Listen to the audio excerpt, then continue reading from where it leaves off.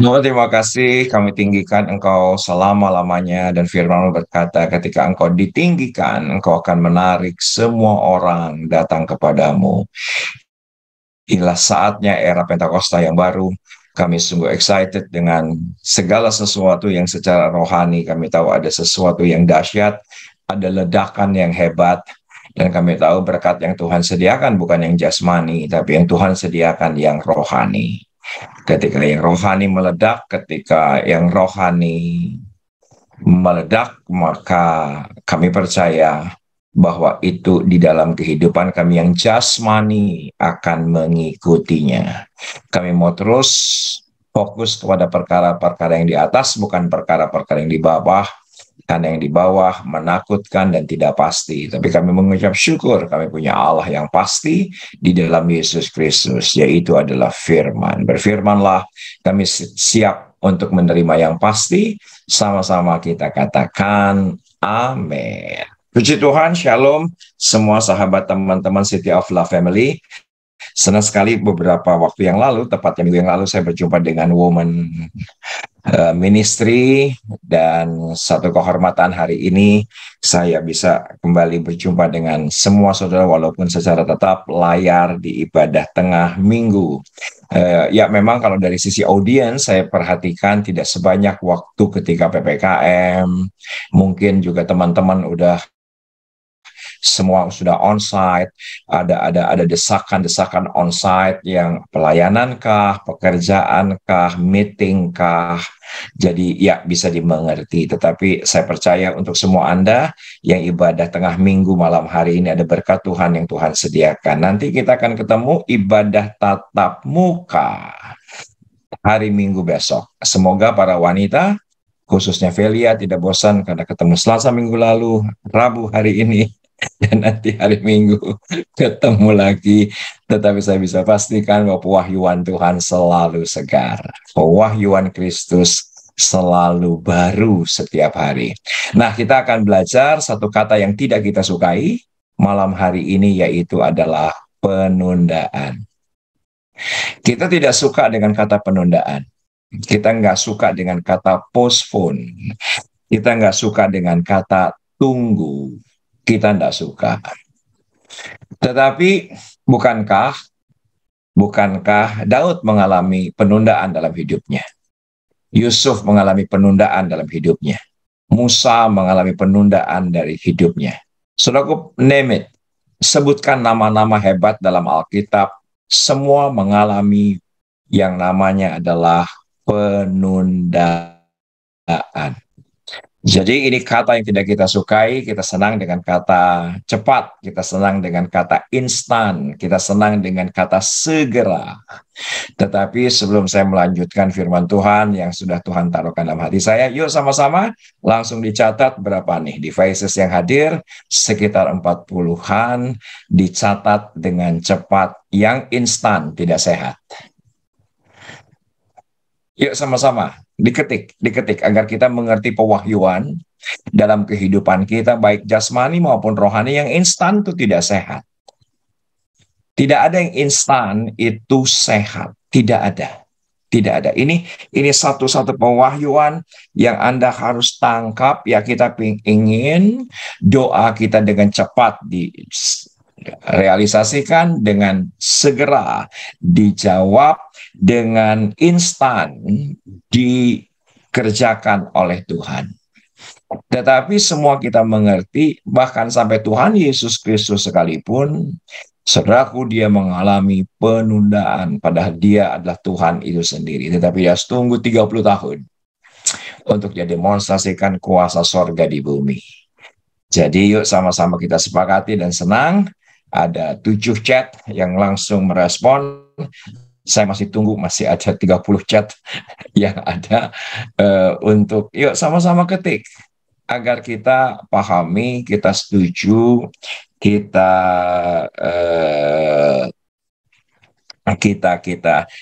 sepakati bahwa yang instan itu tidak sehat. Nah, justru kita akan belajar hari ini dari satu perikop Alkitab di mana ini mukjizat terakhir dari Tuhan Yesus. Karena setelah itu catatan saya, Tuhan Yesus tidak lagi pernah melakukan mukjizat apapun. Kenapa? Karena setelah itu Yesus ditangkap. Ya, kita akan belajar pagi malam hari ini sesuatu yang sangat teologis. Jadi kita akan belajar tema penundaan dari 57 ayat. Maaf, bagi Anda yang belum makan ya maaf, tahan dulu lah sampai dengan 57 ayat kita eksposisi, tetapi saya percaya saudara akan diberkati Tuhan luar biasa malam hari ini. Kenapa? Karena saya sangat diberkati dengan segala keberadaan setelah pandemi memasuki endemi. Saya tetap merasa dalam roh saya Tuhan sedang lakukan penundaan. Kenapa? Kita pengen setelah pandemi, endemi, semua kembali ke 2019. Sepakat nggak dengan saya? Tetap ada penundaan. Tetap ada penundaan. Nggak segalanya langsung terjadi. Tidak segalanya langsung pulih. Tidak segalanya langsung terobosan terjadi. Ada satu kata, namanya adalah penundaan. Yuk, oke. Sama-sama teman-teman, dengan rendah hati, yuk buka Alkitab masing-masing, Saudaraku, perikop ini adalah perikop terakhir yang sangat rinci, yang sangat detail menuliskan bagaimana standard operating procedure of miracle. Jadi saya memberanikan diri berkata ini adalah standard operating procedure of miracle. Ini adalah SOP daripada mukjizat 57 ayat yang kita akan pelajari hari ini, karena ayat-ayat ini detail dan rinci. Dan saya bagi 57 ayat ini dalam 4 tahap, dan pelan-pelan kita akan pelajari 4 tahap. Bagi teman-teman yang ingin belajar, nanti kalau memang nggak siap dengan catatan, langsung minta ke Ibu Desi, karena semua outline ini sudah ada pada beliau dalam bentuk slide. Nah, oke. Tahap yang pertama, ayat 1 sampai 16. Ayat 1 sampai 16, nanti teman-teman perhatikan dalam Alkitab yang teman-teman semua Bapak Ibu pegang. Ayat 16 ayat ini baru menginformasikan kabar sakitnya Lazarus dan reaksi Tuhan Yesus. Saya simpulkan itu. Biasanya 16 ayat buta sudah melihat, 16-an ayat lumpuh sudah berjalan, belasan ayat timpang sudah berdiri. Tetapi dalam kasus dalam Lazarus berbeda. 16 ayat ini baru kabar sakitnya Lazarus, yang mana Tuhan Yesus ketika itu posisinya di Tiberias, sedangkan posisi daripada Lazarus semua kita mengerti di Betania. Dalam perjalanan hari ini menggunakan bis ber-AC kira-kira 4-5 jam lah. Apalagi kalau di Haifa kita makan siang, jadi bisa 6 jam lah.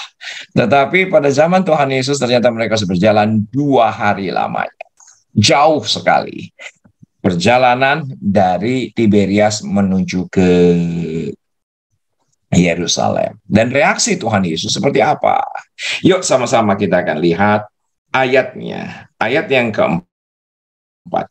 Ketika Yesus mendengar kabar itu, ia berkata penyakit itu tidak akan membawa kematian, tetapi akan menyatakan kemuliaan Allah. Sebab penyakit itu anak Allah akan dimuliakan. Mungkin teman-teman, Bapak Ibu bertanya secara teologis, gimana Pak? Saya barusan kehilangan keluarga saya oleh karena kanker.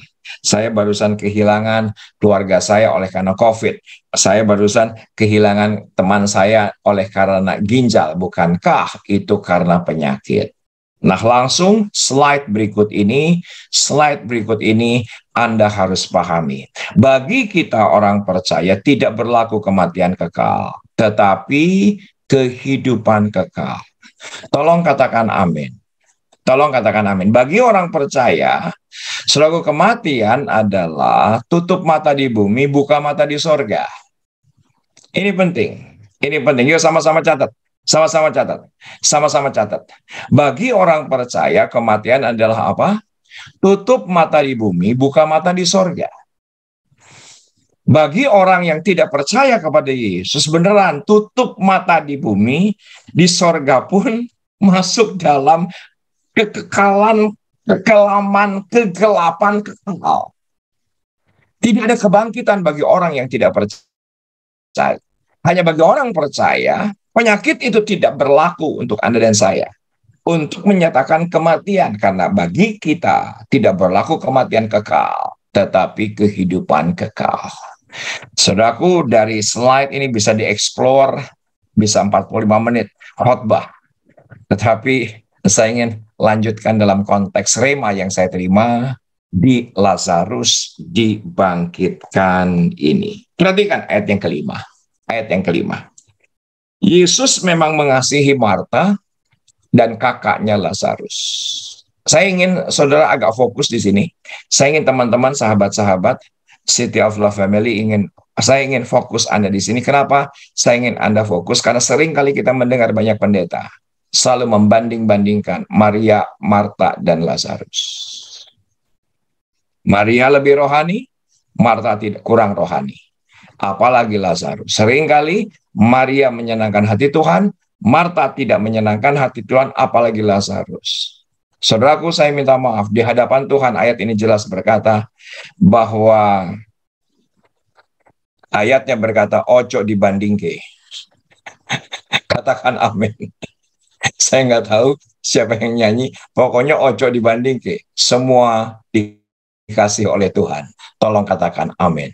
Pendeta selalu membanding-bandingkan. Maria lebih menyenangkan hati Tuhan. Maria lebih menyenangkan hati Tuhan. Maria dekat dengan Tuhan, intim dengan Tuhan. Marta jauh dari Tuhan. Maaf.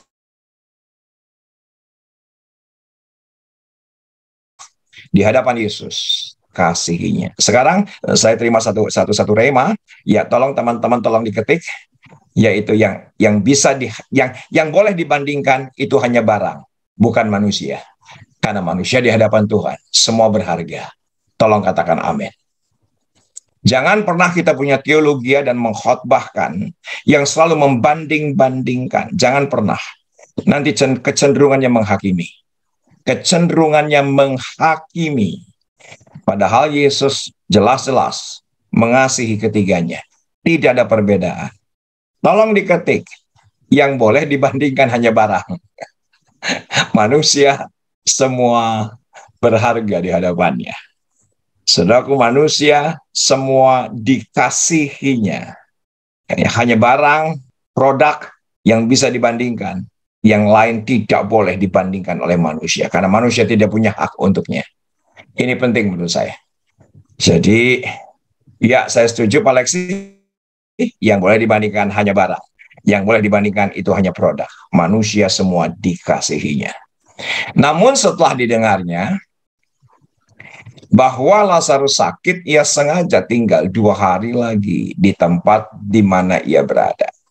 Nah, kita melihat di sini bahwa sungguh dia dengan sengaja tinggal 2 hari lagi di tempat di mana ia berada. Tentunya dari sisi Tuhan Yesus, segala sesuatu ada maksud dan tujuan. Segala sesuatu ada maksud dan tujuan. Dan ia dengan sengaja tinggal 2 hari lagi di tempat di mana ia berada. Silahkan diperlihatkan slide berikut ini. Saya begitu yakin penundaan bukan akhir, tapi awal dari karya Kristus yang sempurna. Justru penundaan itu adalah karya Kristus yang sempurna. Ketika kita berdoa, pasti ada 3 jawaban, semua kita mengerti. Yang pertama adalah ya, tapi itu jarang sekali terjadi. Ada kalanya tidak, tapi yang sering kali terjadi adalah tunggu. Itu sering kali, itu adalah tunggu. Dan penundaan bukan akhir, tapi awal dari karya Kristus yang sempurna. Ya, saya tidak berbicara ini menjelekkan sahabat, tetapi sahabat saya ini sudah mengizinkan saya untuk bersaksi untuk Anda. Sahabat saya ini seorang pendeta, seorang hamba Tuhan yang sangat menyenangkan, selalu positif. Dia selalu kemana saja memberikan positive vibes, dan dia orang yang sangat baik, dan saya tahu persis dia seorang yang sangat dewasa. Tetapi Pada satu kali dia berkata kepada saya, Kang tolong doakan, karena di hari Senin pagi dia melakukan buang air kecil, dan ternyata air kecilnya itu adalah merah sekali. Dia berkata dalam hatinya, mungkin karena kemarin hari Minggu saya berkhotbah di Surabaya, saya makan buah naga. Tapi ternyata, saudaraku, posisi ketika sampai di rumah, sampai di Jakarta, hari Senin, saudaraku, dia dalam keadaan lemah, dan hari Selasa diperiksa, hari Rabu saya mendapatkan kabar bahwa dia terkena kanker darah. Ternyata semua yang diminum dan semua yang air seni yang keluar itu adalah darah yang pecah dalam tubuhnya. Dan ternyata dalam beberapa hari kemudian dia sudah langsung divonis oleh dokter di Jakarta, di Kemayoran, bahwa dia terkena kanker darah akut. Kanker darah tidak mengenal stadium 1, 2, dan 3. Yang namanya leukemia hanya mengenal, yaitu ada leukemia dasar, dan yang ketiga adalah leukemia akut. Sahabat saya ini mendapatkan leukemia akut. Padahal beliau itu adalah, menurut kami, adalah teman-teman yang paling sehat di antara hamba-hamba Tuhan, yang paling bugar di antara teman-teman saya. Kenapa, saudaraku? Rasanya yang namanya kadar otot dalam tubuhnya itu mungkin lebih daripada 50%. Kenapa? Karena puluhan tahun dia adalah bodybuilders. Puluhan tahun dia adalah bodybuilders. Saya yakin kadar lemaknya itu tidak akan pernah lebih daripada 30%. Kenapa? Karena dia sangat menjaga kesehatan. Saya pernah makan malam ayam pemuda, ya ayam legend lah di Surabaya, dengan beliau. Dan ketika saya makan dengan sigapnya begitu, tiba-tiba teman saya ini baru 3 suapan, baru 3 kunyahan begitu, langsung terhenti. Dan saya berkata, bro, kenapa? Emang ayamnya nggak enak? Dia berkata bahwa aku mengunyah 3-4 kali, itu namanya ayam langsung tersedak di lehernya. Kenapa? Karena dia berkata, saya sudah belasan tahun tidak pernah makan gorengan. Saking sehatnya luar biasa.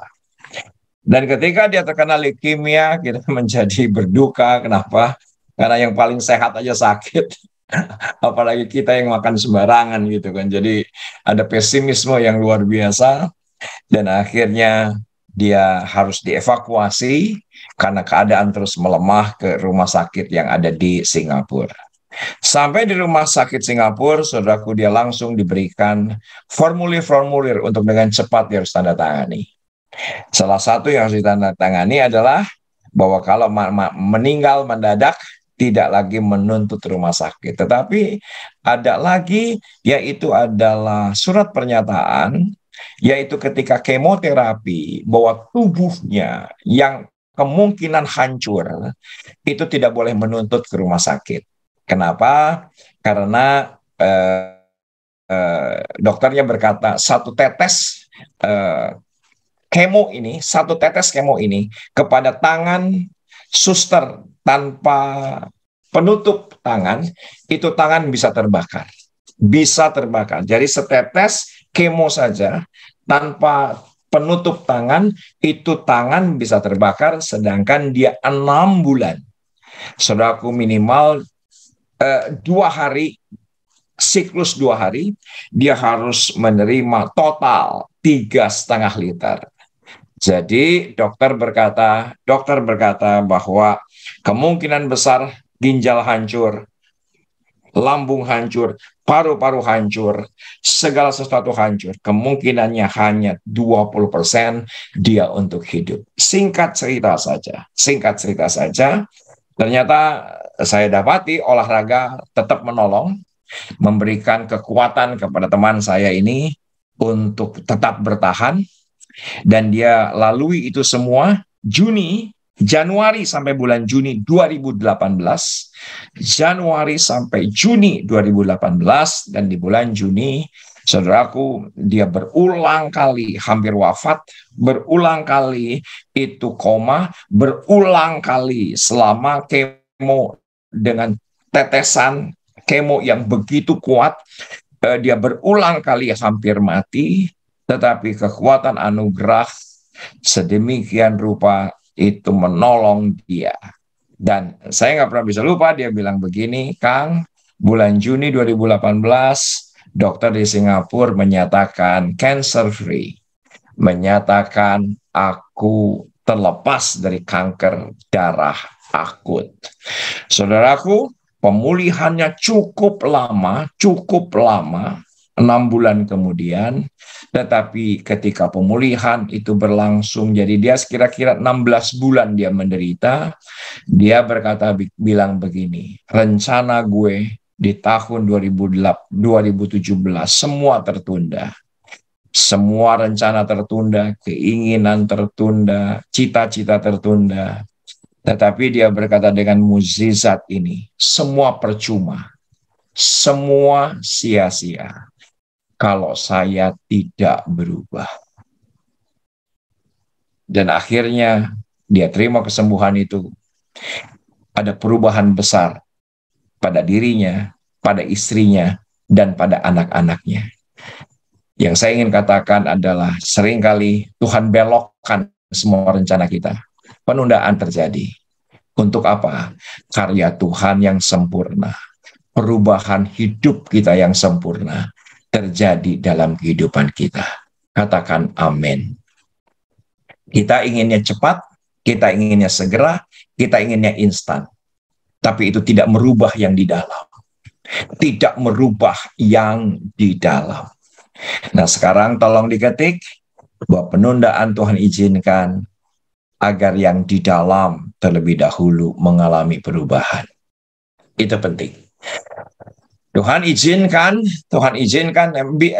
sahabat saya namanya Billy Lantang, Pastor Billy Lantang berkata, Kang, percuma gue sembuh, percuma gue pulih, percuma cancer gue dipulihkan kalau hidup gue nggak berubah. Seringkali Tuhan izinkan penundaan dalam kehidupan kita agar yang di dalam ini terus Tuhan sempurnakan menjadi sempurna seperti yang Tuhan inginkan. Katakan amin. Tenang, sorry ini baru tahap yang pertama. Saya begitu excited akan menyelesaikan sampai tahap yang keempat. Tahap yang kedua. Yuk sama-sama kita pelajari. Tahap yang kedua ayat 17 sampai 32. Ternyata sampai 32 ayat sekalipun belum ada mukjizat. Belum ada mukjizat. Baru akhirnya Yesus mengunjungi Betania dan sambutan keluarga seperti apa? Sambutan Marta dan Maria seperti apa? Di mana Tuhan begitu mengasihi keduanya. Ayat yang ke-20. Ketika Marta mendengar bahwa Yesus datang, ia pergi mendapatkannya. Tetapi Maria tinggal di rumah. Tinggal di rumah. Jadi maaf kalau pendeta melihat perbandingan, maka khotbahnya akan berkata, Marta penuh dengan inisiatif, Maria pasif. Gitu. Padahal mau kolorik, mau melankolis, tetap Tuhan mengasihi. Bagi pendeta, itu manusia seperti disamakan dengan barang. Padahal yang boleh dibandingkan itu hanya produk. Dan apa yang terjadi? Ayat di bawahnya, ayat 21. Maka kata Marta kepada Yesus, Tuhan sekiranya engkau ada di sini, saudaraku pasti tidak mati. Nah, pasti tidak mati. Nah, yang menarik adalah ketika itu Marta melaporkan apa yang terjadi kepada Maria yang sedang di rumah. Dan akhirnya Maria meresponi, menyampiri Yesus, ayat 32, setibanya Maria di tempat Yesus berada dan melihat dia, tersungkurlah ia di depan kakinya dan berkata kepadanya, Tuhan, sekiranya engkau ada di sini, saudaraku pasti tidak mati. Saudaraku, saya banyak mendengar banyak hamba Tuhan mengkhotbahkan perbedaan reaksi. daripada Maria dan Marta yang berbeda. Tetapi sepakat nggak dengan saya, dari analisa teks Alkitab malam hari ini, detailnya persis sama. Tuhan, sekiranya engkau ada di sini, saudaraku pasti tidak mati. Ternyata responnya sama. Saudaraku, tidak ada perbedaan dari Maria dan Marta. Karena pada zaman itu, saudaraku, kehadiran fisik Yesus itu menentukan.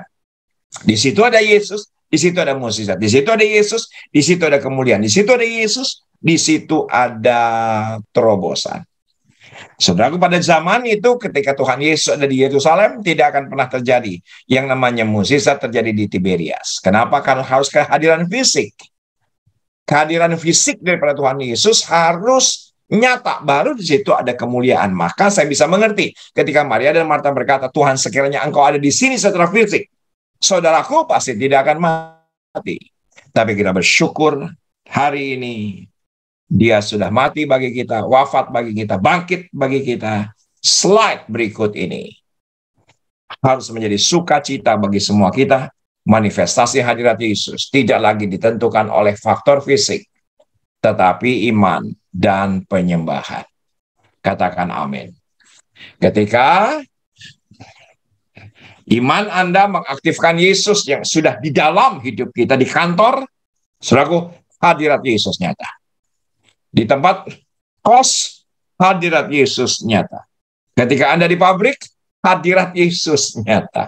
Nggak perlu tunggu di gereja, maaf, nggak perlu tunggu di tempat-tempat tertentu, sakral agama, gereja, tidak perlu. Hadirat Yesus tidak lagi ditentukan oleh faktor fisik. Dimanapun juga berada. Maka, ya saudaraku, saya tidak pernah mendegradasi, yaitu pelayanan online. Karena saya tahu persis, Tuhan Yesus kita bukan Tuhan yang on-site. Tuhan kita ada di mana-mana. Saya tetap menghormati teman-teman yang beribadah secara Zoom sekalipun, ibadah tengah minggu. Karena Tuhan Yesus bukan lagi kehadiran fisik, karena dia sudah wafat 2000 tahun yang lalu. Dia sudah bangkit. Olehnya, di hari Pentakosta dia sudah berikan Roh Kudusnya untuk Anda dan saya. Dan Anda dan saya bisa menikmati hadirat Yesus yang penuh dengan kuasa, penuh dengan kesembuhan, penuh dengan mukjizat. Itu bisa terjadi di mana-mana dan kapan saja. Tidak ada pendeta terkenal, tidak ada worship leader yang terkenal, tidak ada tempat ibadah yang bagus sekalipun. Ketika iman dan penyembahan kita diaktifkan, dia hadir. Dia menyatakan dirinya. Nah, ini penting sekali bagi teman-teman pelaksana ibadah di Gereja City of Love untuk memberikan pengertian kepada jemaat bahwa hadirat Yesus tidak lagi ditentukan oleh faktor fisik. Tidak lagi ditentukan oleh faktor fisik, tapi faktor iman dan penyembahan kepada Tuhan. Dimanapun dia bisa bekerja. Saya tidak tahu apakah saya pernah bersaksi ini kepada teman-teman, tetapi izinkan saya saksikan ini. Saksikan ini. April 2022, karena baru kejadian beberapa waktu yang lalu, saya mendapatkan kabar bahwa hari berikutnya, yaitu hari Sabtu, pelayanan baptisan di gereja kami ada belasan orang. Ketika saya doakan, saudaraku, nama yang ke-10 menarik perhatian saya. Kenapa? Karena namanya persis dengan nama depan saya menggunakan kata Muhammad. Yang saya tahu persis pasti bukan dari Kristen, saya tahu persis pasti dari saudara sepupu. Saya berdoa lebih keras untuk Pak Muhammad Nilsa namanya. Dan apa yang terjadi setelah selesai saya doakan, besoknya pelayanan, baptisan jam 2 siang, di kolam renang umum. Kenapa jam 2 siang? Supaya nggak ditontonin orang. Kenapa jam 2 siang? Supaya nggak ada kegaduhan. Kenapa jam 2 siang? Karena supaya sepi. Hari Sabtu tidak ada yang les, nggak ada yang private. Ya mungkin 1-2 orang, anak-anak muda, ya biarin aja. Akhirnya saya mengambil keputusan jam 2 siang. Hari Sabtu kemarin kami juga telah lakukan sekitar 12 orang. Dan masa pandemi ini sudah lebih daripada 300 orang yang dibaptiskan di kolam umum dekat rumah saya. Nah, kejadian bulan April ini menarik perhatian. Kenapa? Karena setelah Pak Muhammad ini dibaptis, saya berkata, Pak Muhammad dari mana? Dia sebutkan suku yang anti Kristen, suku yang benci Yesus dari Sumatera, dan dia berkata bahwa, Pak, saya menerima Yesus dengan segala kerendahan hati, dia berkata, dan saya bertanya apakah karena mendengar Injil? Tidak. Mendengar kesaksian? Tidak. Dengar lagu rohani? Tidak. Saudaraku, yang mengagetkan saya, dia berkata bahwa dia menerima Yesus karena bulan Oktober 2021. Oktober 2021, jam 2 siang dia bersama dengan keluarganya berenang di tempat itu. Dan ketika dia berenang di tempat itu, dia melihat ada acara baptisan. Akhirnya dia cari tahu di sosial media apa itu baptisan, dan di Jamaah Tuhan April 2022 dia memberi diri dibaptis. Saudaraku, di kolam renang itu tidak ada kehadiran fisik apapun, tidak ada. Kehadirannya justru sesuatu yang dia tidak mengerti. Tidak ada pengkhotbah, tidak ada KKR, tidak ada worship leader, tidak ada sound system yang hingar-bingar, tidak ada kehadiran fisik apapun. Tetapi dia ketika melihat ini era Pentakosta baru, dia buka hati, Tuhan jamah, Tuhan lawat. Bahkan bulan Mei 2022, satu bulan berikutnya, Bapak ini membawa istri dan anak-anaknya, satu keluarga, menerima Yesus sebagai juru selamat. Saudaraku, jarang sekali Pak, jarang sekali Bro Liang, orang yang dibaptis karena berenang. kalau karena dengar khotbah banyak, diinjili banyak, dapat mimpi banyak, lagi berenang di jamaah Tuhan sangat langka. Karena saya sekarang mengerti kehadiran fisik tidak lagi menentukan, tidak lagi menentukan. Maaf, jangan ajar jemaat bahwa Tuhan hadir di tempat tertentu, di waktu tertentu, di lagu tertentu, di gedung tertentu. Selalu kehadiran fisik tidak lagi menentukan. Dimanapun gereja Tuhan berada, hikmat Tuhan berada, saudaraku, Tuhan melawat kita. Yang pertama, yaitu Yesus mendengar kabar, reaksi Yesus apa? Tunda. Yang kedua, akhirnya Yesus berkunjung ke Betania. Dan apa sambutan keluarga? Sambutan keluarga, jikalau Tuhan ada di sini, saudaraku tidak akan mati. Yang ketiga, yuk sama-sama kita lihat yang ketiga. Semuanya oke? Malam hari ini saya harap semuanya oke dan belajar, dan teman-teman bisa mencatat. Kalau tidak mencatat, nanti dari Ibu Desi bisa mendapatkan semua slide-nya, karena ini sangat teologis.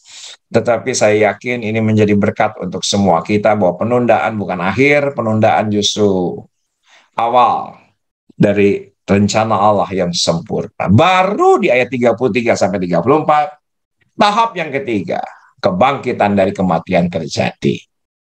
Wow. Yuk kita lihat ayat 38. Maka masgullah pula hati Yesus, lalu ia pergi ke kubur itu. Kubur itu adalah sebuah gua yang ditutup dengan batu. Ini menarik. 39. Kata Yesus, angkat batu itu, take away the stone. Marta, saudara orang yang meninggal itu, berkata kepadanya, Tuhan, ia sudah berbau, sebab sudah 4 hari ia mati. Jadi saya tafsirkan, Yesus mendengar kabar, tunda 2 hari, baru hari yang keempat sampai di Yerusalem, maka perjalanan Yesus 2 hari lamanya. Dan apa yang terjadi? Di hari keempat sudah berbau, maka orang Israel percaya kalau hari keempat karena sudah berbau, rohnya tidak akan kembali. Jadi hari pertama, hari kedua tidak dianggap sebagai orang mati. Kenapa? Karena belum berbau. Karena kalau belum berbau, rohnya bisa kembali. Tapi kalau sudah berbau, rohnya tidak akan kembali dan dianggap confirm mati. Maka Yesus tahu dia harus tunggu sampai hari keempat. Itu konteksnya. Itu konteksnya. Jawab Yesus, bukankah sudah kukatakan kepadamu, jikalau engkau percaya, engkau akan melihat kemuliaan Allah. Lihat ayat yang ke-41, ini indah. Kata mereka, maka mereka mengangkat batu itu. Lalu Yesus mengadah ke atas dan berkata, Bapa, aku mengucap syukur kepadamu, karena engkau telah mendengarkan aku. Saudaraku, kalau Anda ingin menantikan mukjizat, ada bagian kita. Bagian kita adalah angkat batu itu. Katakan amin. Apa itu batu yang sering kali ada dalam kehidupan kita, yaitu adalah pikiran kita sendiri. Sering kita build the stone. Sering kali kita setting the stone. Sering kali kita create the stone. Padahal Tuhan berkata, take away the stone. Apa, saudaraku? Kenapa sederhana secara lahir ya? Secara lahir yang sederhana. Kenapa harus Maria dan Marta dan orang-orang yang di sana yang mengangkat batu itu? Karena nggak mungkin Lazarus yang angkat batunya. Karena Lazarus ada di dalam. Mungkin ada beberapa Anda yang berulang kali ke Garden Tomb. Semua tahu, saudara, di Garden Tomb itu dikubur Yesus ada batu besar yang menutupi lubang. Dan yang memang harus dari luar digeser gitu. Harus dari luar yang diangkat begitu. Jadi ada bagian Tuhan, tapi juga ada bagian kita. Take away the stone. Kita harus angkat batu kita sebagai tanda setuju bahwa Tuhan akan melakukan mukjizatnya. Nah, ini penting. Yuk, sama-sama ketik. Sama-sama ketik. Tuhan butuh persetujuan untuk dia lakukan mukjizatnya. Ini penting. Karena sebagai take away the stone itu adalah tanda bahwa kita meresponi. Tanda kita mau bekerja sama. Tanda kita mau sepakat. Butuh persetujuan daripada Anda, dia lakukan mukjizatnya. Take away the stone. Yuk ketik. Tuhan butuh persetujuan gitu. Untuk dia lakukan mukjizatnya dalam kehidupannya. Tuhan perlu konfirmasi gitu. Dan konfirmasinya apa? Take away the stone. Jangan create the stone. Jangan ciptakan the stone. Saudaraku, terlalu banyak menurut saya kesaksian demi kesaksian. Juga kegagalan demi kegagalan daripada orang percaya. Dari orang percaya. Sesederhana Allah tidak bisa lakukan mukjizatnya, Allah tidak bisa melakukan kemuliaannya. Karena sering kali kita menghalangi Tuhan, yaitu dengan menciptakan batu itu sendiri. Batu itu sendiri. Saudaraku, saya mendapatkan kabar dari putri saya, Belle. Putri saya, Belle, bahwa dia berkata bahwa, Pak, ternyata konten online gereja kami, konten gereja kami online, dan akhirnya disetujui kemarin hari Minggu taping untuk salah satu stasiun Kristen terbesar di Korea Selatan memuat konten gereja kami. Dan menurut saya itu mukjizat terbesar di masa pandemi ini. Kita nggak pernah bayangkan, kita nggak pernah promo, kita nggak pernah kasih proposal. Tetapi, saudaraku, tetap ada bagian kami di Sawangan dengan segala kesederhanaan. Jual mobil, jual rumah, jual aset untuk beli yang namanya production. Kami nyicil barang-barang, nyicil kamera bagus, yang akhirnya Injil diberitakan sampai ke ujung bumi.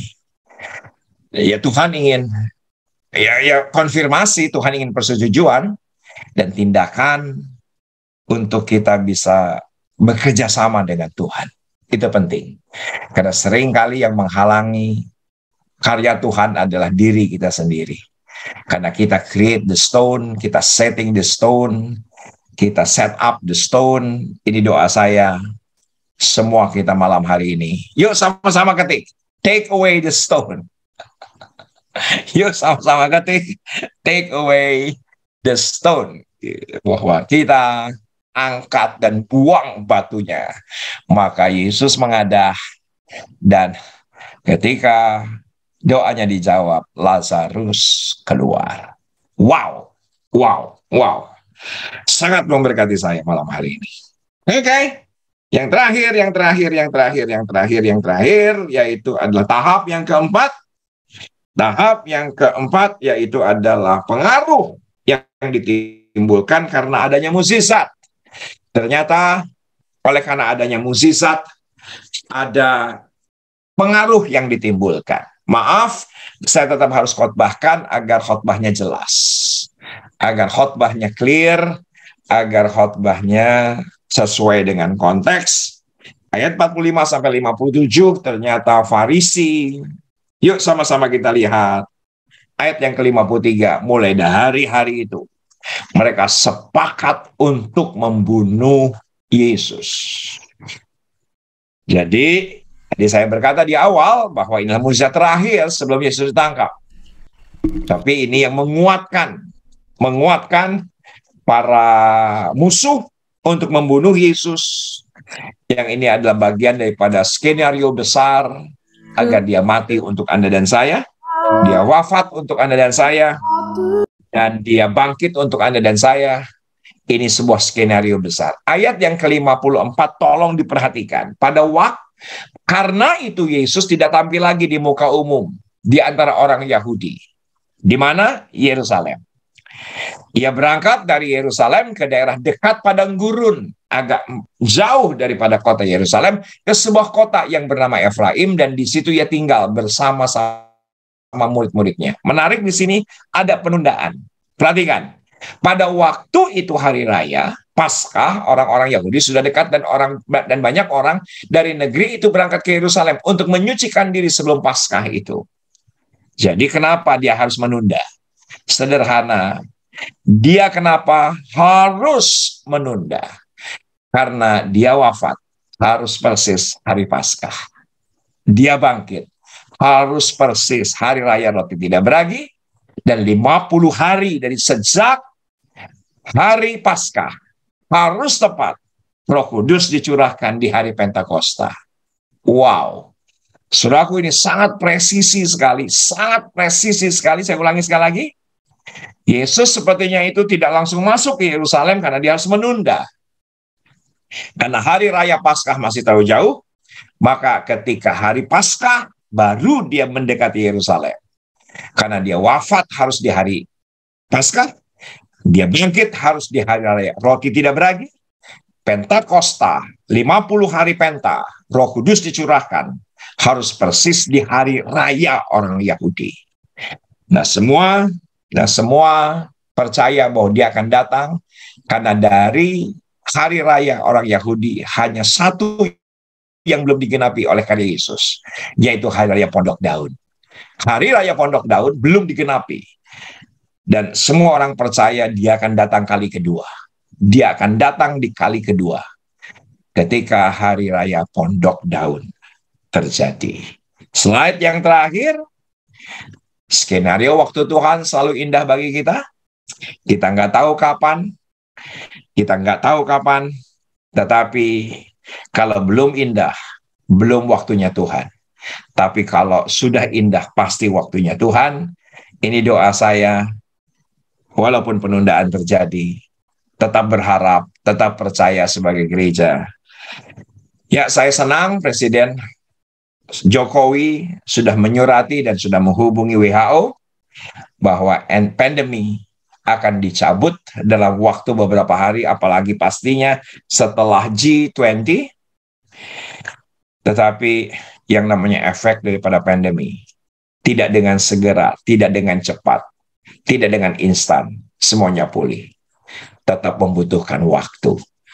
Tapi saya berdoa semua kita mengerti. Ini justru karya Tuhan yang sempurna untuk semua kita.